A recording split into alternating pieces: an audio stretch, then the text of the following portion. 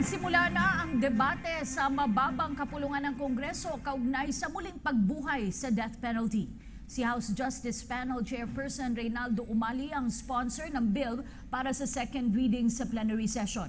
Una rito ay inaprobahan ng komite ang bill noong December 7, 2016 para ibalik ang parusang kamatayan sa 21 heinous crimes. Mabilis na naipasa ang House Bill kung saan ang mayorya ay kaalyado ng Pangulong Rodrigo Duterte.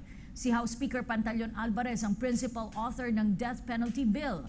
Umaasa naman si Umali na susuportahan ng mga pro-death penalty lawmakers tulad ni Deputy Speaker Ferdinand Castro at Justice Panel Vice Chairperson Vicente Veloso na dedepensa sila sa floor debate.